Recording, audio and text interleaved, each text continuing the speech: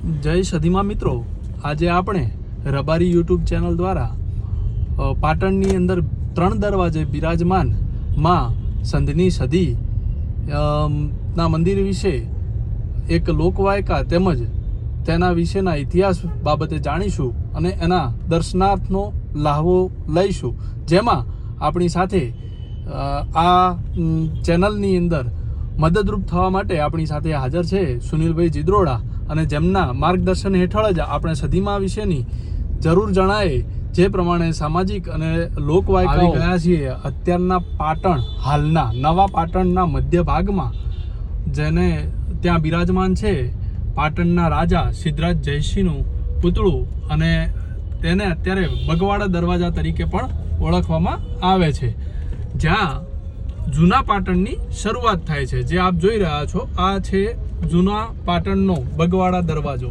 જ્યાંથી જૂનું પાટણ જે સિદ્ધરાજ જયસિંહનું રજવાડું કહેવાતું હતું એ અહીંથી શરૂઆત થાય છે. હવે આપણે સધીમાના મંદિર તરફ આગળ વધીએ. મિત્રો, આપણે હવે આવી ગયા છીએ પાટણના કાપડ માર્કેટ પાસે, અને આ છે પાટણનું પ્રખ્યાત કાપડ માર્કેટ કે જ્યાં આપણે જોઈ શકીએ છીએ લોકોની ભીડભાડ અને અવરજવર ખૂબ જ બહોળા પ્રમાણમાં છે. મિત્રો આ છે જૂનું પાટણ કે જ્યાં સિદ્ધરાજ જયસિંહનું રજવાડું હતું, અને અહીંયા ભરાતી હતી અલગ અલગ પ્રકારની બજાર. હવે મિત્રો આપણે આવી ગયા છીએ 3 દરવાજાની નજીક. આ 3 દરવાજા એક અલગ પ્રકારની નામના ધરાવે છે વ્યાપારિક લાઇનમાં.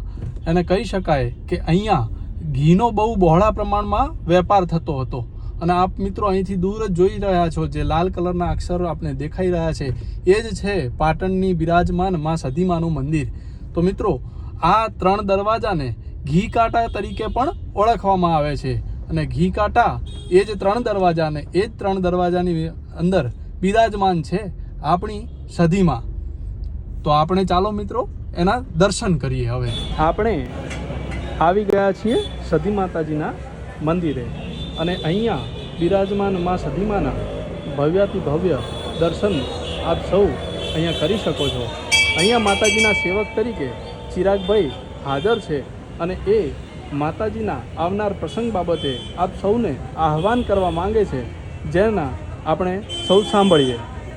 નમસ્કાર મિત્રો, હું પાટણ ત્રણ સધીમાના મંદિરના પૂજારી શ્રી ચિરાગભાઈ, અને 28/3/2026ના શનિવાર રાત્રે 10 વાગે સધીમાની અતિ ભવ્ય રમેલ રાખેલી છે. તો તમામ મારા રબારી સમાજના બંધુઓ, માઈ ભક્તો ને તમામને આવવા માટે આહવાન કરું છું. જય સધીમા. ખૂબ જ આનંદ થયો ચિરાગભાઈને વાત સાંભળીને.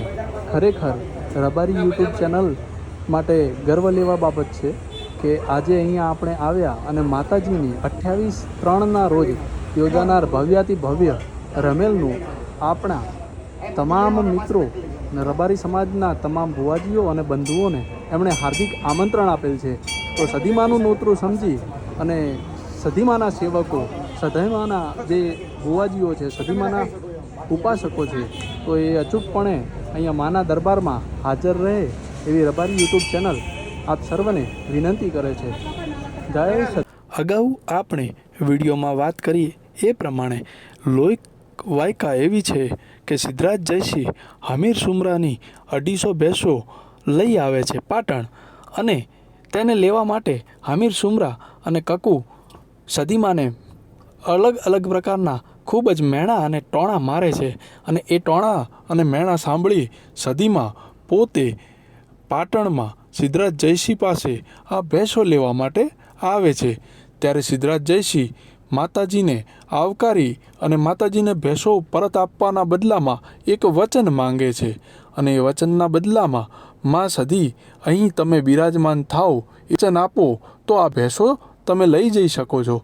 માતાજી પોતે આ વચન આપે છે સિદ્ધરાજ જયસિંહને, અને સિદ્ધરાજ જયસિંહના કહેવા પ્રમાણે માતાજી ત્યાંથી ભેંસો લઈ હમીર અને કક્કુને આપ્યા બાદ એમના મેણા ટોણાનો વળતો જવાબ આપી માતાજી પાટણ આવે છે અને અહીંયા બિરાજમાન થાય છે.